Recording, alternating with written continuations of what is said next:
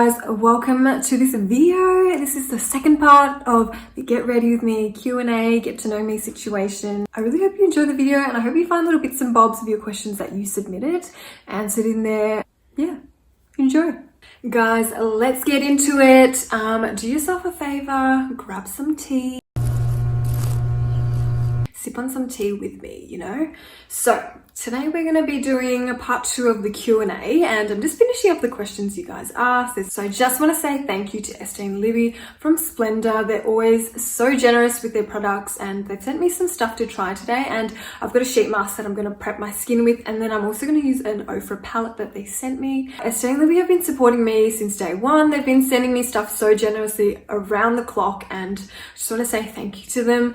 The palette they've sent me today is the Boho palette from Ofra and it's so gorgeous. This highlighter here is like a classic, all-time classic, and I'm so excited to have it in a full size. They've given me a $20 discount to share with you guys, so if you like the palette, please check out Splendor or just check them out in general. Support local. Let's get on with the video. With the palette, they actually sent me a sheet mask from Skin. This is made in Korea, I believe. It's based around K-beauty, but packaging, obsessed, love it. Anyway, I'm just gonna prep my skin and hydrate it a little bit. I've been so tired lately. I'm trying to like adjust to uni life. Honestly, it is a lot harder than I thought it would be, and I'm only in week 1, so I'm very concerned about how I'm going to be for the rest of the year. I haven't used a face mask in a while. It's been a while since I've done a mask Monday, but let's just pop it on. Okay, the mask is done. 10 minutes. I'm going to quickly run through what I'm going to use on my skin. I'm just going to layer it with the Naturium Plant Ceramide Rich Moisture Cream. I'm just going to put a small amount, only because I am going to put sunscreen on top and I'm going to put makeup on top straight after. Usually I will use a bit more, but because I know I'm going to put makeup on straight away, I'll probably just use a very minimal amount. I always give my face a mini massage if I can and have time. I just feel like the skincare just goes a little bit better. I'm just going to pop on a very generous half a teaspoon everywhere just to make sure I'm protected, only because I'm in the sun. Not in the sun, but like it's not very sunny today, but it's very cloudy and I know the sun's still out because it's normally out at this time in this area. And even though it's not beaming on me, I know it's around. So first things first, I've always got to prep my eye. I'm going to use the Soft Matte Concealer. Obviously, this is my own palette. So the first question was, most embarrassing moment. Honestly, I feel like my whole life is an embarrassment. I have so many stories and I've been trying to practice, this is really off topic, but I've been trying to, as I've gotten older, feel less embarrassment, if that makes sense. Like I'm trying not to feel the emotion or the feeling of embarrassment because it's like the most useless feeling in the world and it does nothing for you. I've prepped my eye and the whole shebang. I'm going to take the banana powder and I'm going to set my eyelids. So I'm going to go in with the bronzer and I'm going to do my transition color with the bronzer. Usually the bronzers are going to be a little less pigmented than the other browns. So I'm going to go with the bronzer first and pop it into my eye socket just to get a bit of a transition color. So most embarrassing moment. So I used to work at this place and across from us there was a construction site and there was someone working there and I was like, he kind of cute. He came into the store a couple of times and you know, whatever. I didn't really think much of it. I was like, he's cute. I'm just gonna ask him out. And tell me why I would do that. Because I knew nothing about him. And you know when you build a relationship with like customers and you've seen them around a couple of times and like the same person orders the same coffee every day and then you have conversation? No, none of that. We don't even know each other. I'm about to ask this poor guy out and freak him the fuck out. Oh, this is a nice blend. Pause the story. We're going to do the outer corner color. So I'm going to go in with the slightly cooler tone color this time because I'm trying to create much more depth. And I'm going to see if this works. And if it doesn't work, then it is what it is. It is what it is. It is what it is. It's called French Mocha. I was going to say French Montana. I'm going to go in the outer skirts of the eye. One day I built up the courage after months of seeing him like once in a blue moon. I finally built up the courage. I don't know why I did this because people at work were just like egging me on and some were like saying it's the worst idea in the world. And I don't know why someone just didn't punch me in the face and just say, you're a fucking idiot, don't do it. Because You don't even know him. I think this color's not working for me, so I am going to go in with this slightly warmer color here. I think the cool color's not working for me because I'm not a cool gal. Yeah, that's much better. He was walking home from work, and I don't know why on that day I thought it would be a great and grand idea to ask someone out when they were walking home with their colleague. And it's like, why did I put the colleague in that situation, and why did I put him in this situation? But I was just feeling so ballsy. Like I said in my past video, I was kind of just going through a moment where I was like, I got this, like I can just ask people out, like blah, blah, blah. I really shouldn't have. And that's my word of advice. Read the fucking room. Like when someone's walking home and they're with their colleague, the last thing they want you to do is spring up on them and be like, hey, do you want to go grab a drink sometime? It's like, fuck no, I'm going home and I'm with my work colleague. Anyway, so out of the blue, I pop out and I'm like, hey. Hey. How y'all doing? It's like, I've seen you around. I can't even slang this. I shouldn't vomit because I'm like saying my own words. Seen you around. Just wondering if you'd like to have a drink sometime. Obviously, the answer was no. Duh. Like, obviously, a 2-year-old could have told you that. And he was like very awkward about it, which made the situation even worse. And so I made him feel really awkward, which is, you know, on me, obviously. And then the co-worker was like trying to diffuse the situation. He was like, oh, you should go, you should go. I'm like, I'm so sorry for putting you in this situation. In my mind, I was like, fuck, really fucked up this time.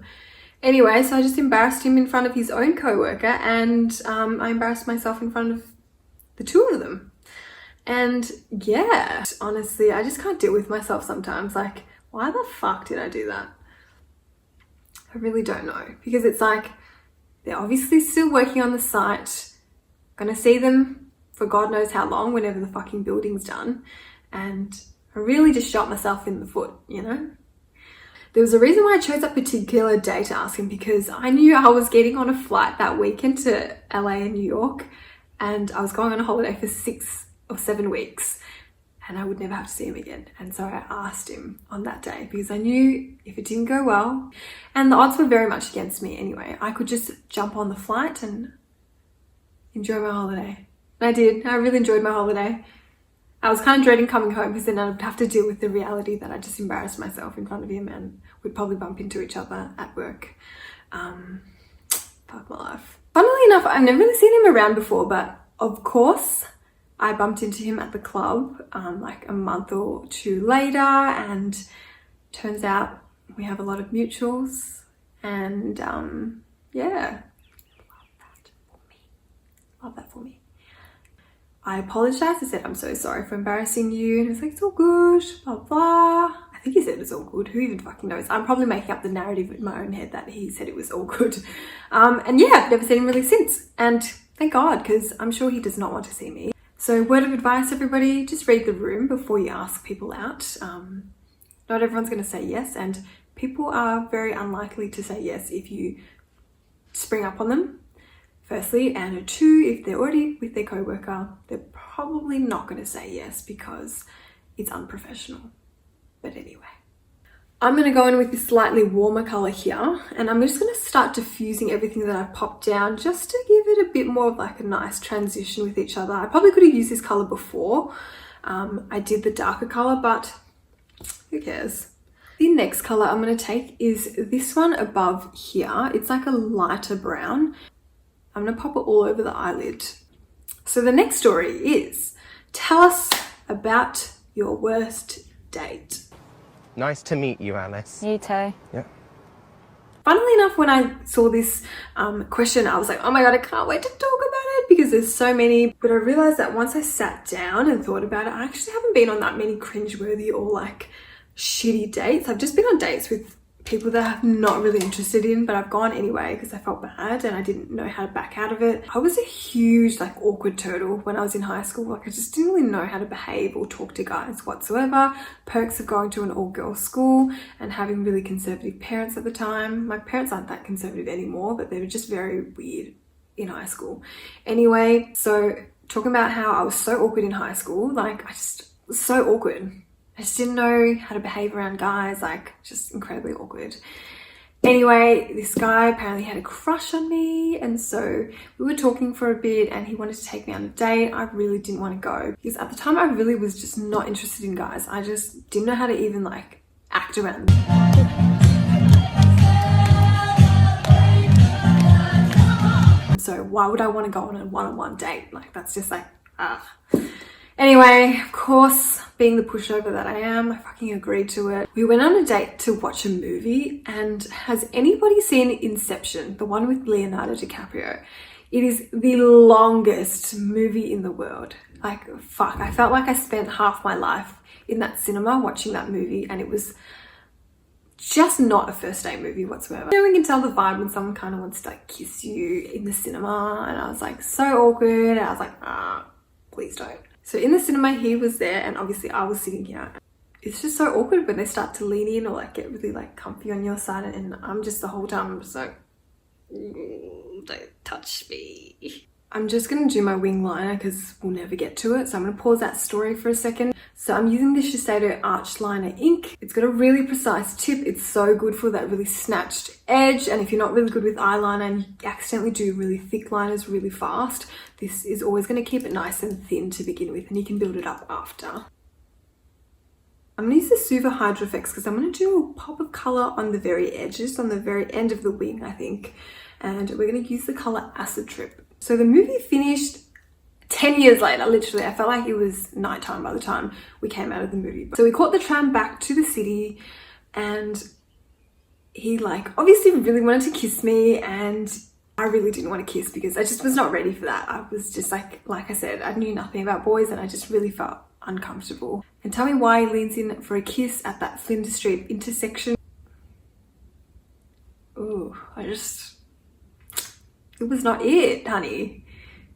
And it was not it because like, I just didn't really want to, and we were in front of everybody. Imagine peak hour after work and two 15-year-olds kissing. That's the last thing anybody wants to see. It's the last thing I wanted to do as well. I even tripped over my shoe while we were kissing. Oh my God, it was just like, it was such a hot mess. But you know what's crazy is that we're friends now and there is no bad blood whatsoever.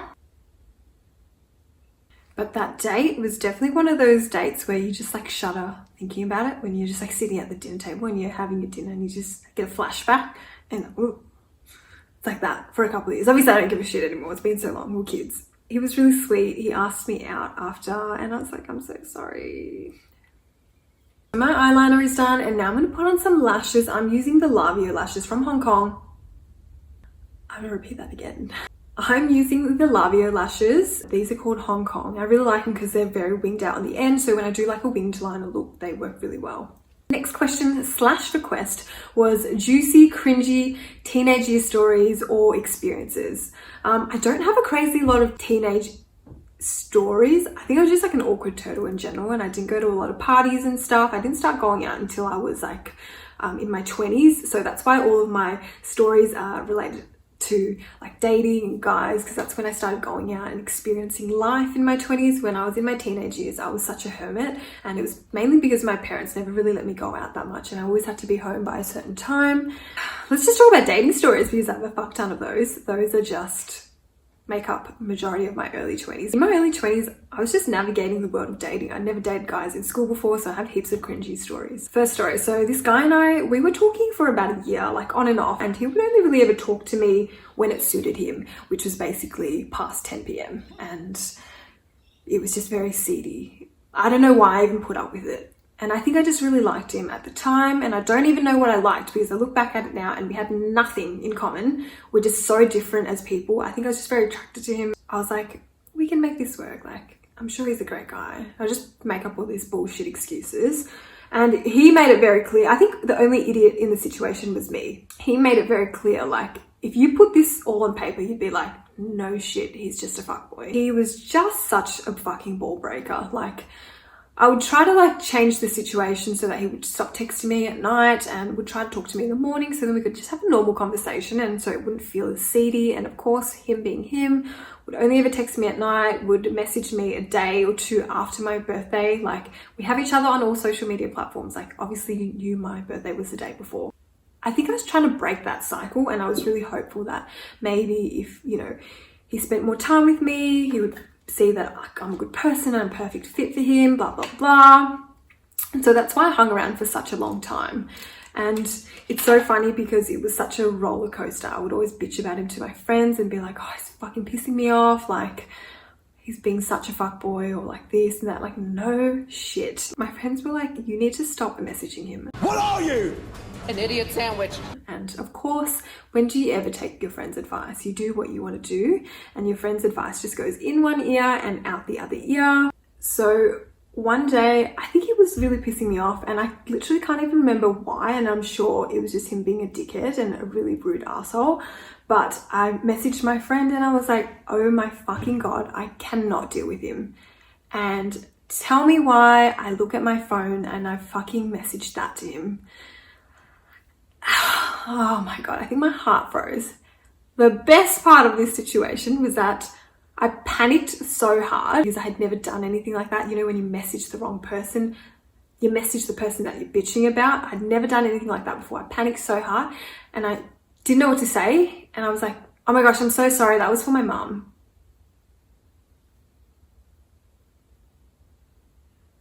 Couldn't think of a better excuse. I said that was for my mum. I should have just left it, honestly. He was such a douchebag. I should have just left it and just let him have it. I really don't think he even cared enough about me to really care about what I thought of him. And so that didn't even affect him. I feel like he still messaged me after that. I feel like I'm just giving bits and bobs of this story. There was a lot of bullshit things that he did. And I feel like I can't even blame him. It felt like he made his intentions very clear. I think I was just trying to change him as a person. And you can't change a guy. Like, he either likes you or he doesn't. And go find someone else that actually appreciates you. But anyway, he obviously showed me who he was, and I tried to ignore the red flags. They weren't even red flags. They would just be fucking like posters saying, I'm a fuckboy. And I would be like, what does that say? I'm the one. You know, like I was that type of person. And it just didn't even really end very nicely. It just wasn't a very nice person. And yeah, I just don't want to dip my toes in that jar of shit again. Otherwise, I would talk about it, but I really just don't want anyone finding out who he is because I just can't be fucked with him. And I've been really lucky. I've never had to see him again, and it's been really great. Obviously, because I'm dating someone as well, but I've never ever bumped into him again, which has been amazing. Some people you just don't really want to see ever again. I'm just probably going to use the bronzer just lightly, and I'm just going to try and extend that wing out because I've got a very extended wing line now that I can see what everything looks like with lashes on. Just want to make sure that all the blending sort of extends out that way as well, just to tie everything together. All right, I'm going to start doing the base. I'm going to use the Hollywood Beauty Light one from Charlotte Tilbury again. I used this in my last video, but I've just been really enjoying it. I feel like it gives a really nice, like, wet look. The only story I can really remember deep into my teenage years, because the story before that, this was really not in my teenage years. It was really in my early 20s. The only cringy story that I can think of, and I feel really bad for even like talking about it. I went to a formal with someone from my brother's school. Not brothers, but like, you know when you have a brother-sister school and they do things together. Anyway, I had a brother school and this guy asked me out to the formal. Oh my God, I was just so awkward. And tell me why this guy invites me to his formal. He pays for my ticket. And when we're standing outside the limo, he's standing on one end and I don't even want to stand next to him and talk to him. I stand at the end of the limo trying to avoid him. I just always felt like if people went to formals together, they were like a couple, and I just was not interested in dating. I just didn't really like anybody at the time, and I was just so awkward around guys. And I thought that if we were too close that he would think that I was interested. I feel like such a bitch. He must think I'm a massive cow. So I do apologize for that. If you're watching this video, you know who you are, because you're probably traumatized and probably never invited anybody else to the formal again because you were worried they'd do that. But let's just say nobody normally does that. It's just me. I'm going to use Radiant Longwear from NARS today. I'm going to go a little bit more full coverage, flawless base. Didn't talk to my date at all. I don't think we even managed to get one photo. Literally think we sat on opposite ends of the table because I didn't want to sit next to him. I don't know what was wrong with me. I was just such an awkward turtle, and you would never even like imagine it because I feel like I could like speak. Maybe I couldn't even speak. I felt like I could kind of hold a conversation, but like inside I was low-key dying and had a lot of like social anxiety when it came to guys. But yeah, that was me. Love that for me and love that for him too. I really love this foundation. It works really well if you've got the perfect skin type for it. It needs to be on really well prepped skin. You cannot put this foundation on dry, peeling skin that's recently had a reaction to skincare that's still recovering. You cannot put that on there because it just seeps into the cracks over time. So it has to be on really nicely hydrated skin. I'll take a bit of the Guadalupe from Sheer Glow. I'm going to try and dab it on the outskirts because I think this color is a little bit too light for me. Next question was, how is your hair loss going and how does it affect your everyday life? So really this is my 12th year of, struggling with hair loss, and every time I talk about it on camera, I feel like it's very emotional, but in reality, I don't even think about it day to day. Obviously, I do catch my reflection in the mirror when I'm at home and I can see that I don't have much hair on my head, and I think about it for a split second and then I kind of just go back to my daily life. But when I talk about it on camera and I just talk about it just as like a topic, I don't know why I get so emotional. I think it's weird talking about it out loud. And even when I talk to my friends about it, I do not get emotional. When I talk to Jeff about it, I don't get emotional. But when I talk about it to the camera, I just get really emotional. I'm going to try and pump through this because I just want to get on to the next topic. Next question. See ya. I'm going to take the hydrating foundation from Fenty. We're going to do the outskirts. My hair loss, it affects me every single day because every single morning I have to look at myself in the mirror. No matter how I style my hair, it will always come through. Like, there's a lot of different patterns to female balding. Mine just sort of centers at the top, and so with any sort of direct sunlight or like downlight, you can see how bad it is. And so I can always see it in the mirror, which is so frustrating. Like, if it was happening in the back, I probably wouldn't pay as much attention to it because it's happening very much at the top. You can see it all the time. Although I get emotional talking about it, it doesn't affect me as much as it did really early on, because I think I was just so lost early on in my life and I just didn't understand why it was happening to me. Whereas at this point in my life, I realized like I hold so much value in like,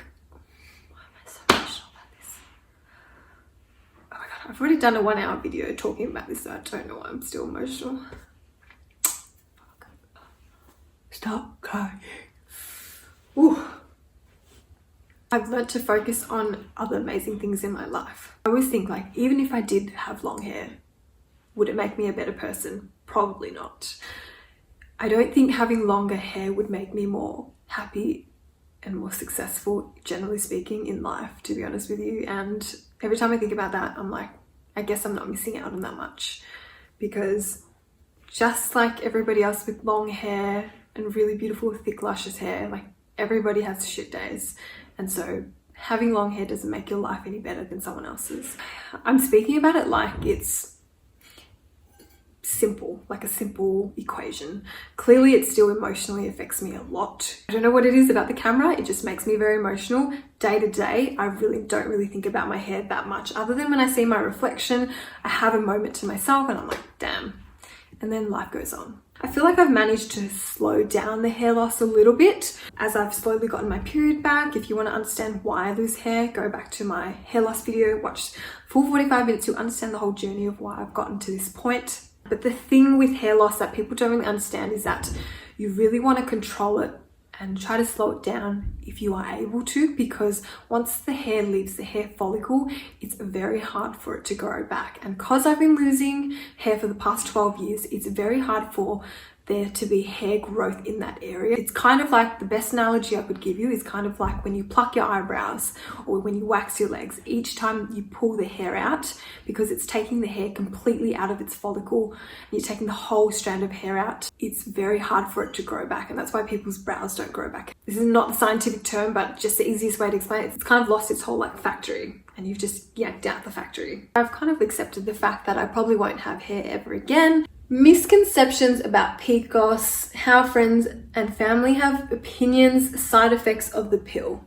Now, I really don't want to dive into this too deeply because I don't want to be the person to give like medical advice, and I know what it's like to see shit on the internet and be really like swayed buy it, myself included. So I really don't want to give anybody any advice that's really going to be detrimental to their health, but I talk about my experience and my opinion. This is my opinion. I'm going to correct my under eyes now, so I'm going to use the color Peach from Bobbi Brown. I just feel like there needs to be more regulation around how the pill is administered, and I understand that GPs are very well trained and they're very well, what's the word, equipped, I guess, to administer the pill, but I still think there's not enough regulation around who can take the pill. I think they just kind of give it out like candy, to be dead honest with you. If you went into your doctor's clinic right now and asked them for birth control, they just give it to you. They see it as birth control or they see it as hormone regulators, right? Because you do essentially get a dose of hormones, or it like stimulates the production of a specific hormone or whatever. There's heaps of different pills that will do different things. The pill is really often prescribed to people who are going through PCOS, polycystic ovarian syndrome. If you don't know what it is, it's very common and affects a lot of women. And I promise you, if you ask your group of friends, at least one person will be affected by it at some point in their life. When you go to a cheap GP, what they always do is just pass you the tray of pills or the prescription for the pills and say, take it, it will regulate your hormone. It is not a real period, so it's not regulating fuck all.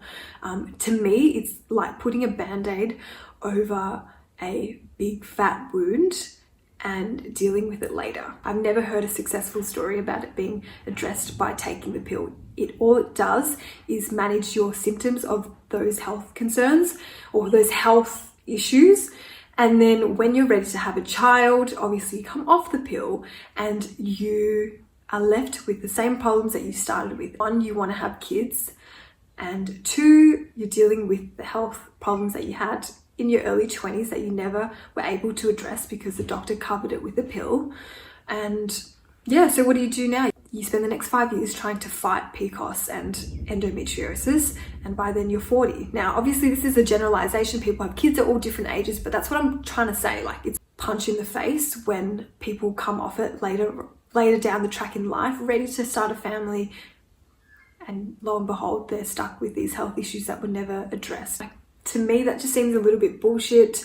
I know this topic is very controversial. I know a lot of people on the pill. So this is just my opinion. I've been on the pill myself once or twice before. I only took like 2 trays and I just didn't feel comfortable continuing them because I just didn't really feel comfortable. Because I knew I had done my research and dived a bit deeper into like more controversial articles and more anecdotal sort of stories about other people writing up blogs about how they felt on the pill and what it really did for them and how it did really nothing for them ultimately.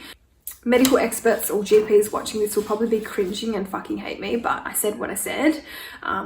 There's one GP who I will attach an image here. She is the only doctor that I've ever stumbled across who actually is like a naturopath slash doctor, so someone who specializes in Western medicine and someone who specializes in like Chinese or like more herbal medicine. Recently just fallen back in love with this again. It's an all-time classic. I used it for years and I just didn't repurchase the color, but love it. I let it marinate on the skin for a little bit before I sort of buff it out. What's one skincare brand you'll never try? No! God, please, no! No! And why? So for me, like, I feel like I used to be a huge skincare snob before like I tried all these sorts of things. I never really was into K-beauty. I was never really into like drugstore brands. I only thought I liked stuff from like expensive beauty retailers and stuff like that. And I wasn't even into designer skincare either. I just was into a very specific group of brands like Drunk Elephant. But recently I've sort of opened my eyes to like other brands that are incredible. So I feel like even though I say never, I almost feel like if it ever had really good reviews, I would definitely give it a shot. But so far I can't imagine trying Kylie Skin in the next couple of years, like in the sense that I already know that there's better things out there and that's a very basic range and it probably would do nothing for me. So it's not that I think that some of the products would be useless. I'm sure they do just fine, and I feel like that's the general consensus of all the reviews online. If you look at them, they all say it just does the job, but it's not groundbreaking. And because I've already tried groundbreaking products, I just feel like there's no need for me to try that. It just doesn't interest me. It would just be a waste of money and time because I'd just be like, oh well, there's something else better than that. Fresh Beauty, I think that's the brand. Packaging and marketing of that brand just does not interest me at all. Like, I'm pretty picky. I feel like some brands just need to have some sort of aesthetic appeal, and that one just does not have any aesthetic appeal to me whatsoever. I just don't really vibe with it. Another one I would never try, like designer skincare. I just don't really give a shit about like those European designer skincare brands. Like, the only thing I've ever wanted to try was like the Chanel under eye mask because it was really like Instagram worthy. It was really cute. But other than that, I couldn't care less about designer skincare brands. I think you're paying really just for the fragrance, and you're paying for the packaging and the service and all the marketing that comes along with it. But I highly doubt the skincare in there is very groundbreaking. And I've worked in a designer boutique before, and I can just tell you it's just a big jar of fragrance, and I have no interest in using it on my face. And I never even bought anything when I worked there. I'm just going to go in with the Shiseido 202. I'm just going to put a little bit in the center just to give it a bit more of a pop, because my eyes are really dark. Like I said, I don't really sleep much, to be honest with you. When I do my makeup, I just love to cover, block, conceal, the whole shebang. With this concealer, you've really just got to pat in a little bit. You don't want to overdo it at all, and you want to blend it out straight away. Again, I just realized I didn't record anything that I was talking about. I was using the Ilia cream blush, and it's called Temptation. That's the color. I've already got it on one side. I'm still applying it on the other side when I realized I didn't even press record. But what I was answering was my favorite blush and bronzer. So my favorite bronzer of all time is the Radiant Bronze Light from Hourglass. I am obsessed. You guys should know that by now. There is no other bronzer that will compare to that. All the bronzers that I've seen on the market really, like, not that I've even tried them, I just already know that they're not going to be good, because I can tell just by looking at it that there's no dimension in the bronzer. So this is one of the first, and it's got a few spots on it, so just ignore it. This is my personal blush, so don't worry, I won't ever use this on you if you're my client. But this is one of the first blushes I ever bought years and years ago. It's for anybody who doesn't like blush, or doesn't really like heavy blush, or is very heavy-handed. Obsessed. I'm in love with this color. It just works all the time, and it doesn't give you a really intensely sickly pink color if you're not really into that. It just gives you a nice dust of like a sheen, or like a nice pinky glow on the top of the skin. It's so good, and I still really love it. And also another blush I've been loving is this one here. I hate the applicator. It's like a sponge felt tip like that, but the color is to die for. It gives you like a wet look on the skin. I'm like so obsessed. This is one of my favorite blushes at the moment. I'm just going to put a little bit of foundation on a sponge just to clean up the edges a bit, because I think I went a bit too far down, which is something I always accidentally do. I'm just going to go in with the Charlotte Tilbury Spotlight again. I'm pretty much just going to dab it on the high points of my cheekbone just to give it more of a wet look. Today I'm going to try use as little powder as I can, because I still want it to be quite glowy. Kind of want it to be more of like a glowy luminous base, even though I've got a lot of makeup on. So I'm going to use a blend that I made of my own, a like translucent powder with like a banana, or like a more yellowy powder. I'm going to be careful. Next up, I'm going to slightly bronze my head. Favorite bronzer, as I was talking about, Radiant Bronze Light from Hourglass. The next question was how to minimize texture with foundation. My foundation always rubs off once I apply it. There are a million reasons why foundation just does not stick, and I will go through all of them. So firstly, the skin is not hydrated. I think a lot of people think that their skin is hydrated because they're using a moisturizer, but that really doesn't mean anything. Just because you're using a moisturizer doesn't mean that your skin is getting enough moisture. You could just be using a gel cream when your skin needs like a thick, whipped, like oil-filled cream, and it could just be the wrong moisturizer for you. You could be like sort of irritating your skin more with the wrong moisturizer. There's a million reasons why it could not be the one. Dry skin, it doesn't even need to be like big flakes of skin coming off. It could just be like the little micro cracks that are just picking up that foundation, and it's just not going to give your foundation a chance to stick to it at all. Another one, over exfoliation. I've noticed that a lot of people over buff the top of their skin off, and so it leaves almost this shiny surface on the skin, and that shiny surface can never adhere or like grab anything. And when you try to buff it in, it just sits and swishes back and forth. And I've experienced that a lot with skin that I've done makeup on as well. It just kind of goes back and forth and moves back and forth. And it just has nothing to grip onto. I'm gonna go in with the Rodeo Drive, and I'm just gonna layer it. You guys know I love to layer highlighters, so I'm just gonna pop all over the cheekbone very lightly, just on the top of the eyebrow as well, because I like it when it hits the temple a little bit. Another thing is that I don't really touch my face through the day. If I'm wearing makeup and I've got a full face of makeup, I never ever touch my face. I don't even lean my hand on my face or my face on my hand. I just don't touch my face at all. When I pay attention to how people are with their makeup, a lot of people just rub their face like it's got nothing on it. And I always see customers, I always see clients do it with a full face of makeup, rub their nose, touch their face, and they don't even realize it. It's very subconscious, so you don't even know you're doing it. So try your best. I find that every time I do my makeup, I don't really have any issues with it coming off because I don't touch my face at all. Like, I'm pretty strict about it, and I get annoyed when other people touch my face as well. I'm just gonna go in under the eyes now. I'm just gonna go with this color here. I'm just gonna go with the warmer color. I'm just gonna go under the eyes. Another reason why foundation will just slide off or does not catch on your skin, it's a shitty foundation. I always spend the most money on foundation, and I feel like I can save everywhere else. I find that, like, a lot of foundations, if you like cheap out on it, it just hardly ever works that well. I've just always felt like if you invested in the base of your makeup, it always just pays off. I've never really experienced a really nice drugstore foundation that I like. I know a lot of people really like Maybelline Fit Me, but I have not tried it. I've just always used higher end foundation because I think that's the one place you don't want to skimp on. Overuse of primers. Everyone just has been sold the idea that they need to have a primer. I really don't give a shit about primers. If anything, I find that sometimes they make the foundation look even worse, and because it gets really claggy and there's too many layers in between you, the skincare, the sunscreen, and the foundation and the primer, what can it really cling onto? You're just clinging onto like a bunch of products, and it just slides back and forth. So if you can, skip the primer. Most people don't really need it. I'm using that color next, and I'm going to do it on the outer corner of the eye. So I'm just going to shape it a little bit more so it's a bit more winged out. Recently I found a primer that I do like, and it's the Urban Decay All Nighter Primer. I really love this. It's the only primer that I really like using. Everything else is kind of just like whatever. I only use this on somebody that tells me that their makeup always comes off or they get really oily skin. But yeah, that's the only one I really like because it doesn't really feel like a traditional primer, but it's a lot less goopy and claggy, which I like. And lastly, another reason why foundations just don't sit well on the skin is because of the skincare you're using underneath. I mean, some things just don't go well together, and it's really hard to say what goes best with certain things. A lot of people believe if you have like water-based things together and silicone-based things together, it works better. I don't always find that's the case. It just really depends. You kind of have to experiment with it. I'm going to use a bit of a luminous light now with a fluffy brush, and I'm just going to dust it all over just to give the skin a bit of a glow in the center. Just brush it at the top of the cheekbone. Same with this side, on top and just on the bottom. I'm just going to do my mascara, and then I'm going to do my brows and my lips, and we're done.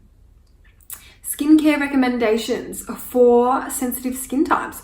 Honestly, I don't want to give anybody any recommendations because I feel like I'm going to get in trouble, because sensitive skin is a very interesting topic where it's like you don't want to be responsible for any reactions. But one thing I can say for sensitive skin is try to avoid fragrance and essential oils. A lot of brands will often say there's no synthetic fragrance.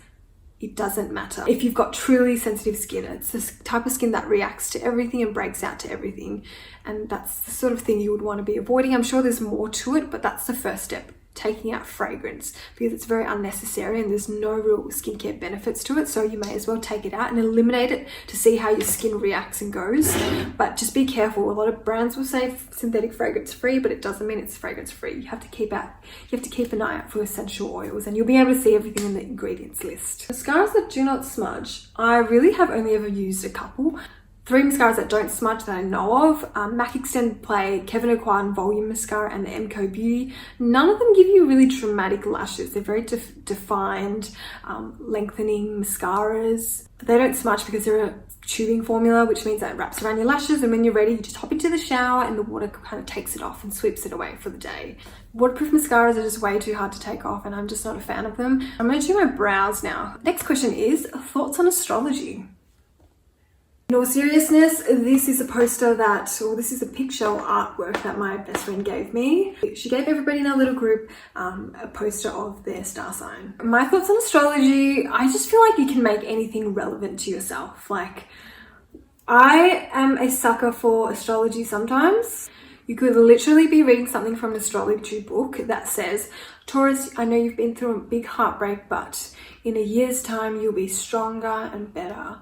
and you'll be like, oh my god, yes, that boy that broke my heart in grade 4. I have been through a heartbreak. But you know, sometimes I entertain a few readings here and there, and I like to look at some of the predictions for Tauruses, and I don't mind if it says I will be very successful. I will take that. In the middle of my lips, I don't even think I'm going to put lipstick on. I'm just going to put on the Madison Beer lip gloss. It's called Mars. I just feel like anything goes when it comes to astrology, right? Like, you can say anything and it's like relevant. I really don't think you should center your life around astrology because you might be very disappointed at the end of the day.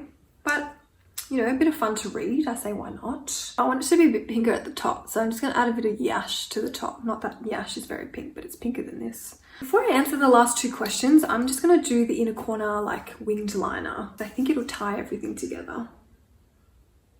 Yes, honey. Did you learn anything about yourself in lockdown? I don't know if I learned anything about myself in particular.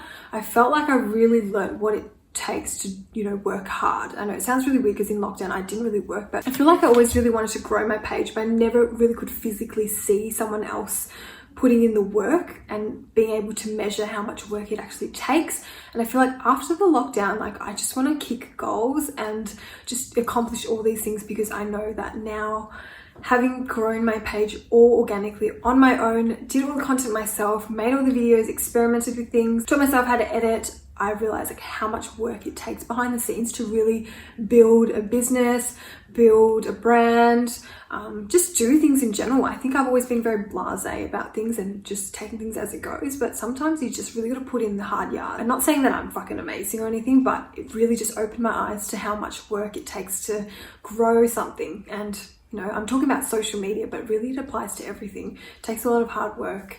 And yeah, I feel like now it just is, I've just been really lucky that that lockdown kind of worked in my favor, and I'm so grateful for it. And I understand that everybody went through a lot of hardship. For me, I was just trying to make the most out of it and just be really positive. And some days were so shit and some days were fantastic.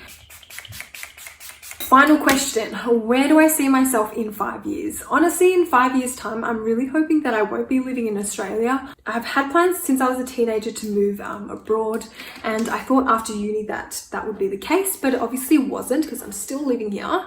But I'm totally fine with that because I would have been working in the fashion industry and hating it at the time anyway, so I'm kind of glad it didn't happen. It all worked out. And I think when you're young, you just don't really have plans of like taking your dreams seriously. No, you do, but some, like, I guess I didn't. Like, I would talk the talk, but I would never walk the walk. And I felt like I really wanted to move abroad, but I was never saving. I was never looking into how to get there. And obviously, ultimately, when the time came when I graduated, I wasn't going anywhere. So this time round, hopefully this keeps me accountable. In 5 years' time, I really don't want to be in Australia. I mean, it's not going to be long term. I think long term Australia will always be home. I think the living conditions here are really incredible and we're very lucky. And you realize that when you move overseas for a long term holiday or just a trip abroad. But I still want to experience like a different culture. I always want to go to New York, and I know that's not really a different culture. It's still an English speaking country, but I've always just wanted to go to New York and just experience life there. And I don't think it'll be long term. I don't think I could survive in New York for very long, but I definitely think it's the goal to be there for at least a year and just say that I've done it. It's always something that I've wanted to do, and hopefully now that I'm putting it out here, you know, you guys can hold me accountable, and maybe in 5 years' time I will be in New York, and I'm just putting it out into the universe. But I'm just gonna spray that, and then I'm gonna spray this out too. I don't normally spray this much, but for photos I do because it needs to pick up on camera. So I hope you guys enjoyed that video. A little bit more tea about my life. I'm sure at some point there will be no more stories to tell. I just want to say thank you to Splendor again. Always so generous with everything, and this palette is so beautiful. Obviously it created this look today. I just want to say thank you for the palette. If you guys love the palette, you get $20 off. Hopefully I will see you guys very soon. I'm trying to make more videos, but until next time, take care. I must be losing my mind. You know you belong to me. You could bring your whole squad +3. You don't like to get told.